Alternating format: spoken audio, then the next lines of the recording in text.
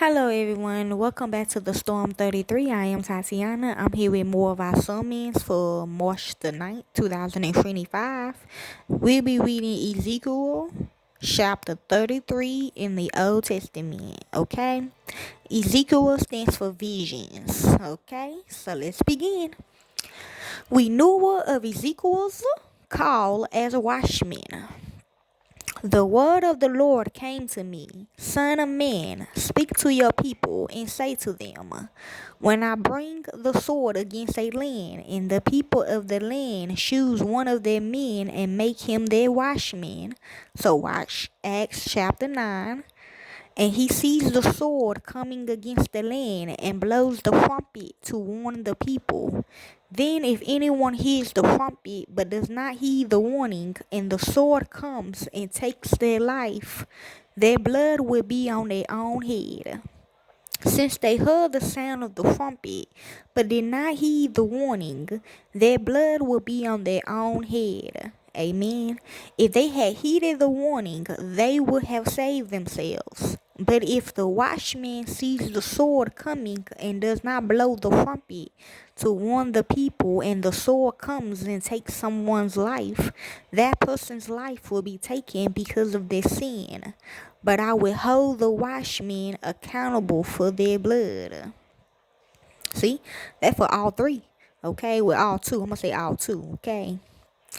Son of man, the first one's supposed to be me because it was in my house at first. Okay, why let's hold everybody to get out.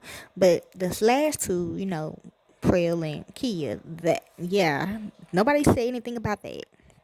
It wasn't even in the book until the new copy came out. And pretty.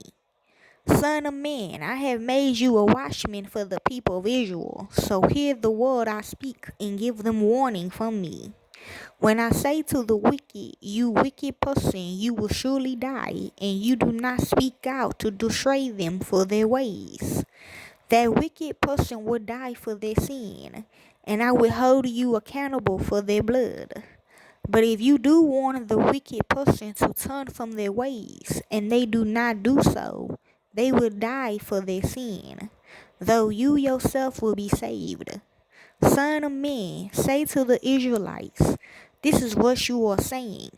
Our offenses and sins waste us down, and we are wasting away because of them. How then can we live?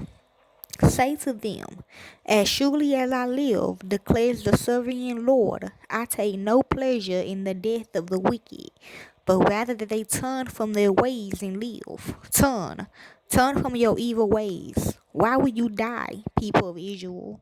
Therefore, son of man, say to your people, if someone who is righteous disobeys, that person's former righteousness will count for nothing. True?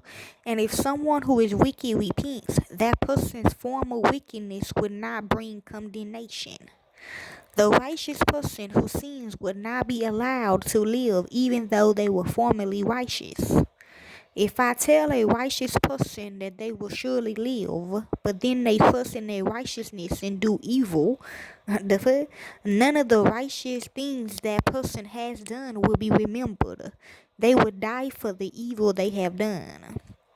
And if I say to a wicked person, you will surely die, but they then turn away from their sin and do what is just and right, if they give back what they took in pledge for a loan, return what they have stolen, follow the decrees that she was not, that give life and do not evil, and do no evil, that person will surely live. No, they will not die.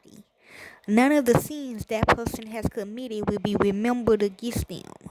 They have done what is just and right. They will surely live. Let your people say, the way of the Lord is not just, but it's their way that is not just. If a righteous person turns from their righteousness and does evil, they will die for it. And if a wicked person turns away from their wickedness and does what is just and right, they will live by doing so. Yet you Israelites say, the way of the Lord is not just, but I will judge each of you according to your own ways. Jerusalem's fall is plain. In the 12th year of our exile, in the 10th month, on the 5th day, a man who had escaped from Jerusalem came to me and said, "The city has fallen." Now the evening before the man arrived, the hand of the Lord was on me, and he opened my mouth before the man came to me in the morning.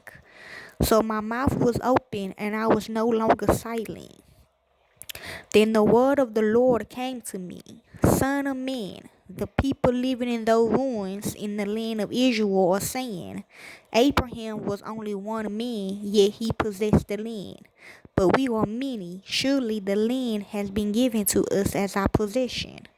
Therefore say to them, this is what the sovereign Lord says. Since you eat meat with the blood still in it, and look to your idols and shed blood, should you then possess the land? You rely on your sword, you do detestable things, and each of you defiles his neighbor's wife.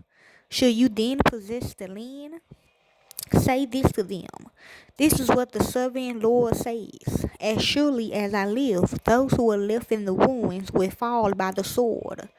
Those out in the country I will give to the wild animals to be devoured, and those in strongholds and caves will die of a plague. I will make the land a desolate waste, and her proud strength will come to an end. And the mountains of Israel will become desolate, so that no one will cross them.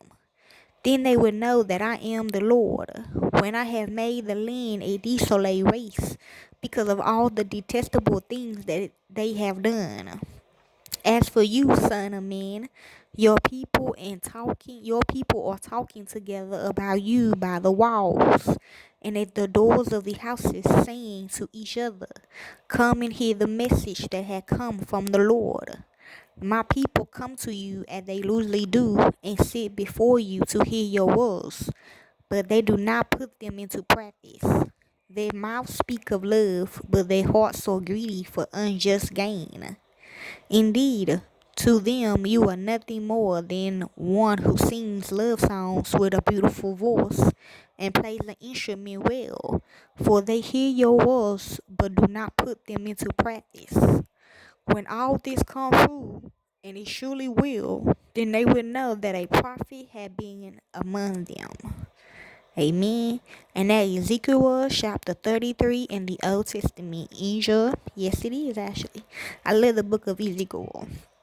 Enjoy.